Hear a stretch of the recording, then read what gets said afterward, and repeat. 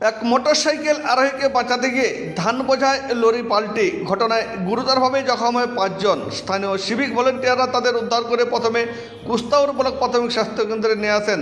সেখান থেকে 5 জনকে উন্নত চিকিৎসার জন্য পাঠানো হয় পুরুলিয়ার দেবেন মাহাতো সদর হাসপাতালে। জানা যায় মঙ্গলবার বেলা 2:30 নাগাদ মফস্বল থানার পিঠাজোড় এলাকার 5 জন ব্যক্তি একটি পিকআপ ভ্যানে করে ধান নিয়ে আসছিলেন পুরুলিয়া শহরের দিকে।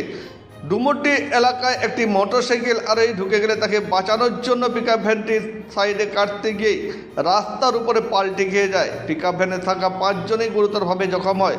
কর্তব্যরত সিভিক ভলেন্টিয়াররা তাদের উদ্ধার করে প্রথমে কুস্তাউর ব্লক প্রাথমিক স্বাস্থ্যকেন্দ্রে নিয়ে গিয়েছিলেন।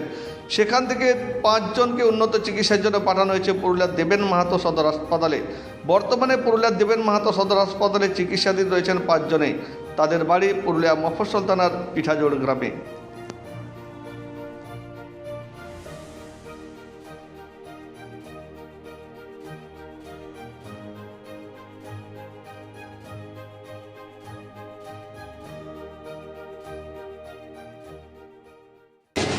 মোটরসাইকেল খুব স্পিড আসতেছিল, ওকে বাঁচাতে যায় কাটতে গেছে, সেই একবার পাল্টে কজন ছিল গাড়িতে? গাড়ি আমরা ছেড়ে সাথে লাগে নাই তো? এই তো দেখতে পেয়েছি বাবা, লেগে